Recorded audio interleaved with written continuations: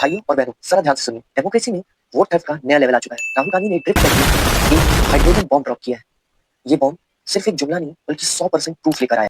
हरियाणा के इलेक्शंस को लेकर आखिर क्या पता चल गया? भाई 25 लाख फेक वोटर्स। हाँ, आपने सही सुना। हर 8 वोटर में एक वोटर फेक है। ये प्रॉपर इन्वेस्टिगेशन थ्रिलर है भाई। पहले समझते हैं। 5.5 लाख डुप्लीकेट वोटर्स, 93,000 के करीब इनवैलिड एड्रेस और 19 लाख बल्क वोटर। मतलब एक ही एड्रेस पर 500 से ज्यादा वोटर रजिस्टर हैं। क्या ये रियलिस्टिक है? नहीं ना। और सबसे क्रेजी बात, एक ब्राजीलियन मॉडल हरियाणा इलेक्शंस में वोट कर रही है।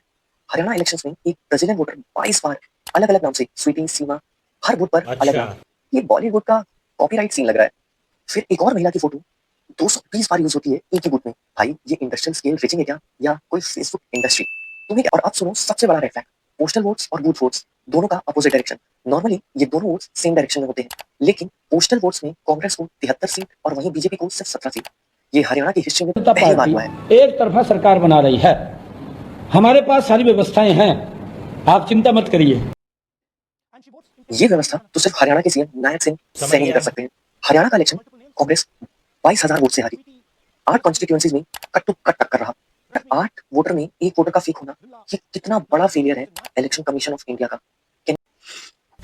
तो अब रियल टॉक, ये सब कुछ इलेक्शन कमीशन को पता है, लेकिन क्या कर रहे हैं? नथिंग, कुछ भी नहीं।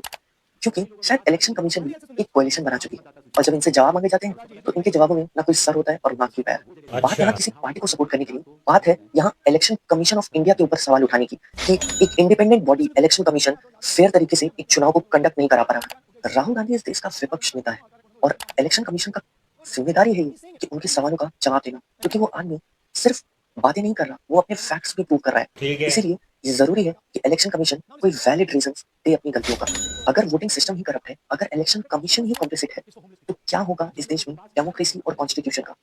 डेमोक्रेसी एग्जिस्ट कहाँ करेगी? अब सुनो, ये सिर्फ एक इलेक्शन का इशू नहीं है, ये हमारी जनरेशन की आवाज, हमारी डिजिटल पावर और असली डेमोक्रेसी की बात है।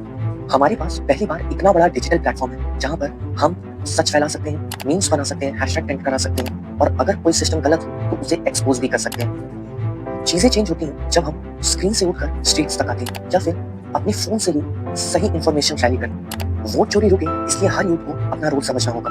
वोटिंग, वॉलंटियरिंग, डोनेशन या सिर्फ एक पावरफुल पोस्ट भी बहुत कुछ बदल सकता है। और नेक्स्ट बिहार इलेक्शंस में भी शायद यही पैटर्न विजिबल हो सकता है। इसीलिए हैशटैग वोट चोरी, हैशटैग कॉन्स्टिट्यूशन बचाओ, डेमोक्रेसी बचाओ को ट्रेंड कराना होगा। अगर आपको ये वीडियो इन्फॉर्मेटिव लगी हो तो सब्सक्राइब करो, लाइक, शेयर और कमेंट करना मत भूलना कि तुम्हारा क्या टेक है इलेक्शन कमीशन ऑफ इंडिया की फेयरनेस पर। और इस वीडियो को ज्यादा से ज्यादा लोगों तक शेयर करो ताकि आने वाले बिहार इलेक्शंस में ये गलती दोबारा ना हो। जय हिंद।